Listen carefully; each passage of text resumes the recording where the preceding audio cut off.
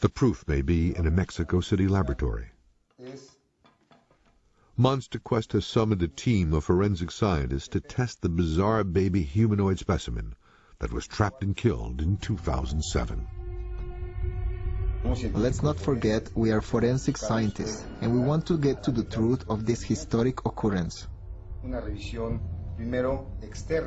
Dr. Angel Gutierrez and his colleagues initially believed this tiny specimen was in fact a small species of monkey that had been skinned. It appeared to have no covering tissue, that the muscle was exposed. That caught our interest, and first, our studies seem to show that this has been tampered with, that it was a little monkey that had been skinned after its death.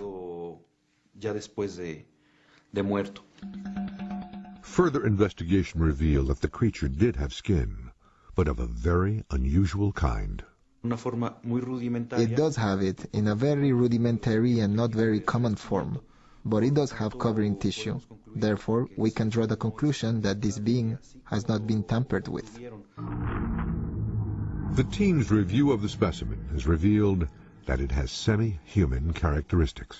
When you see the ankle, when you see the feet of the creature, they're very human. When you see the hands of the creature, they're very human. The creature's feet are much shorter than those of small primates, like monkeys. The scientists decide that, like humans, the creature may have stood on two legs. We came to the conclusion that it had the ability to stand up straight because it has a double arch. This is one arch, and this is another.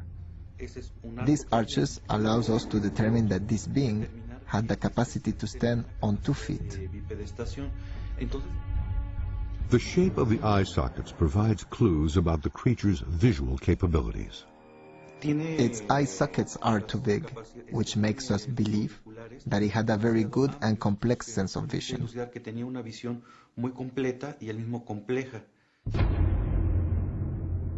Intrigued by this strange beast, the team turns to state-of-the-art medical imaging.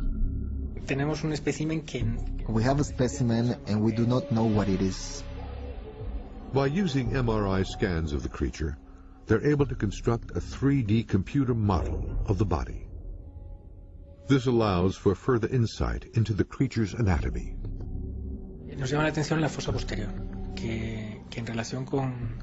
Our attention is drawn to the rear cavity, which is where the brain structures are.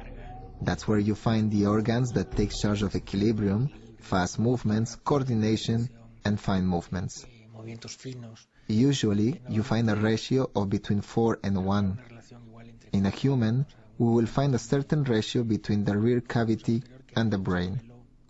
This specimen has a rear cavity which is bigger. The creature seems to be highly irregular. The hairless skin, the shape of the brain, the large eye sockets, the human-like feet, and the makeup of the inner ear all point to something unknown to modern science. The team must rely on DNA tests to cast light on the mysterious beast's origins.